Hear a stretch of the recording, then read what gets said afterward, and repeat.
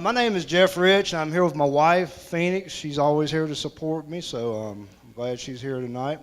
I was going to get up here and tell y'all how cute and sweet I am, but my line's already been taken from me, so I won't go there.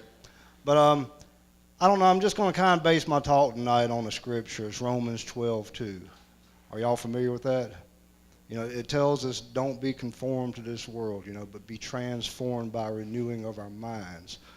And that's what's happened to me the last 7 years. I've had a renewing of my mind, and it's been gradual. I didn't get down on my knees and ask God to save me and poof, I came up a magically transformed person. It's been far from that. I'm 50 years old now, 50 and a half, and from the time I was 16 to 43, I lived the life of an addict. Had a few breaks in there, when I try to get cleaned up and try to get sober, and it would actually last a little while for sometimes, but I never had that renewing of my mind truly. I never let God transform me. I always had some kind of way, that I was holding back, a reservation, where I didn't want to totally give myself over to God, and I was still conformed, in a lot of ways to this world, and can still be today. But I don't really know how or who or whatever to blame on my addiction, and I don't really try to anymore. I grew up in a loving family. I was born and raised in Charlotte. Moved to Mooresville when we were 14. I got to thinking about it one time, and I realized, actually my first addiction was vandalism. I've got two younger brothers, and we started hanging around with a guy in the neighborhood, and he took us out at night when we were supposed to be camping in the backyard, and instead we were going out and stabbing tires. And we stabbed about 500 tires one night, and we got called on the very last one, and almost took a trip to a place called Jackson Training School. Came that close.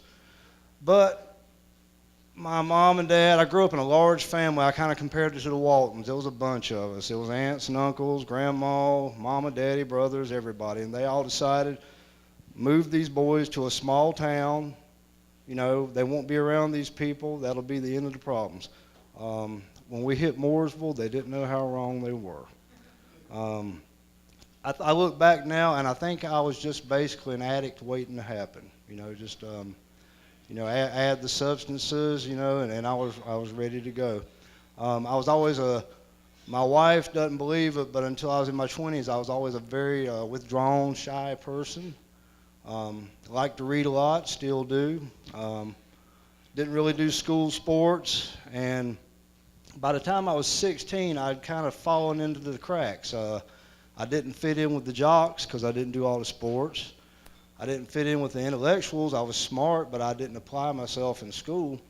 So, I was just kind of floating around, and I didn't really have any friends of my own. And my brother, that's 13 months younger than me, he had discovered a section of Mooresville that we lived about a mile from. We used to call it the Mill Hill. And he started running around to guys over there. And, out of boredom one day, I didn't have anything to do. He said, come on with me. So I went and visited his place with him. And that day and that time was when I did my first drug, which was alcohol. And by taking part in this with these kids, I didn't have to make good grades. I didn't have to hit a home run. I didn't have to have a nice car. I fit in. I was part of the crowd, and it was like magic. And it went from there. I hear people talking about their addiction, growing gradually over the years. Mine didn't. Mine took off. By the time I was 21, I look back and I was pretty much a full-blown addict. I was doing everything and anything I could get my hands on, just to, kill the pain and not be lonely and to try to fit in, and get people to accept me. And by the time I was 21, I'd kind of left my first crowd behind. I didn't like to just get high anymore. I liked to go out to different universes, I liked to wake up in the morning and not know where I'd been. That was a great thrill to me, to have blackouts. And, I thought it was a normal part, of partying is what we called it.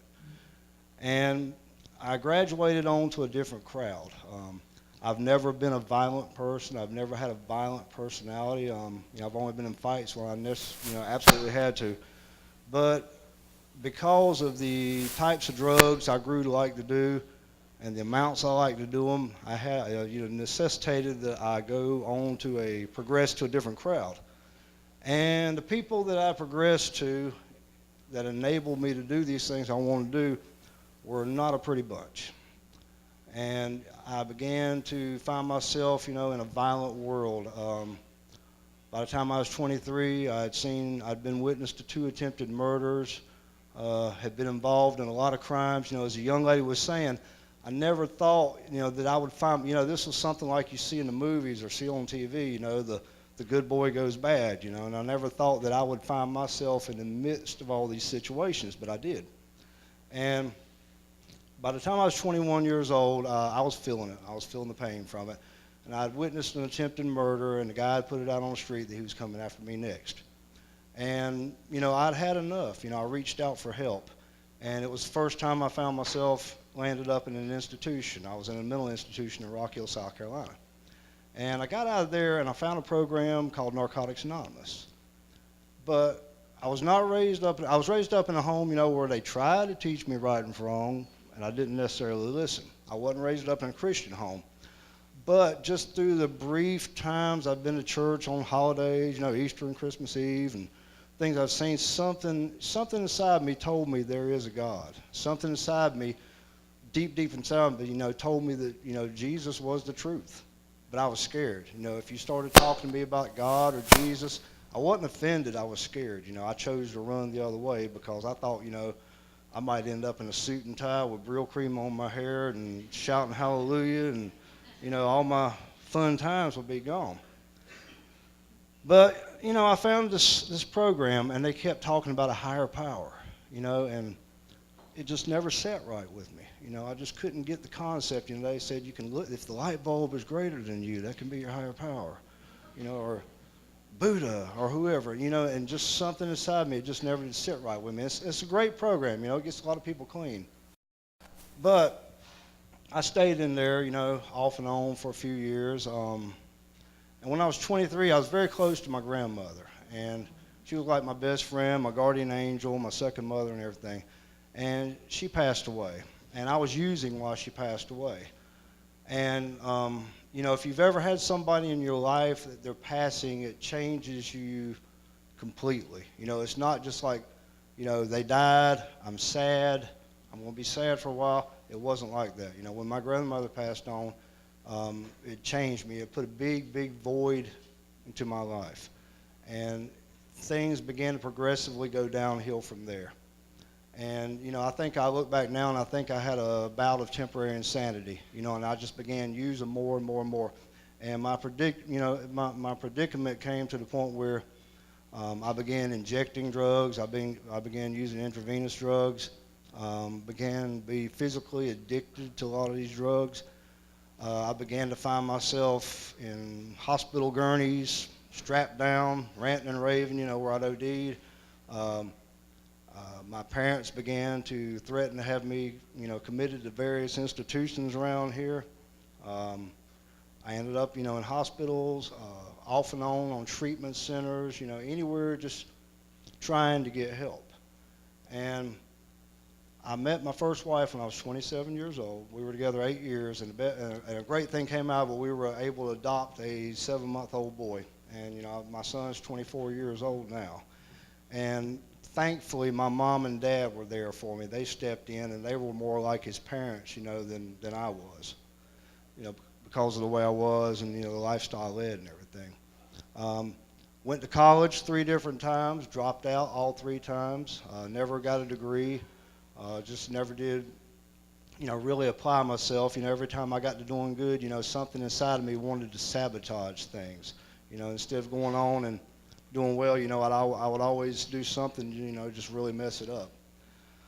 But I went on 8 years, through being married, and, I would get straight, promise my wife I would be straight, then I would relapse. And after 8 years of it, I guess she'd had enough. And she took off and left me with my son, left me with the house and everything. And what did I say, 5 minutes? Okay. Anyway, 35 years old, I'm single again. Went to the gym, mesmerized my wife there. She wasn't my wife. But we've been going together, we've been together almost 16 years now. And, she's stuck with me. She's wanted to kill me many, many, many times. I think only she's claustrophobic, and the thought of a jail cell has kept her from doing it. But when she first met me, I had straightened up. I was on one of my periodic, places where I'd straighten up. And, we would try to go to church, and I would try to do right and everything. And I just kept relapsing, and it just, she wasn't, that's not her, she's not an addict. And it just frustrated her to no end. And she would try to put up with it. And I guess around the time when I was 38, 39 years old, I just gave up. I figured I'm never going to get clean. I'm never going to get sober. I'm never going to amount to anything. I'm just going to drink. I'm going to exist. I'm just going to do this, until God decides it's time for me to die. And so I did. And I never really liked drinking. I never really liked alcohol that much. It was something that when I didn't have drugs to do or something to make the pills stronger. But when I hit 40 years old, two major things happened. I began to really love to drink, and I began to drink alcoholically, and I drank in large amounts.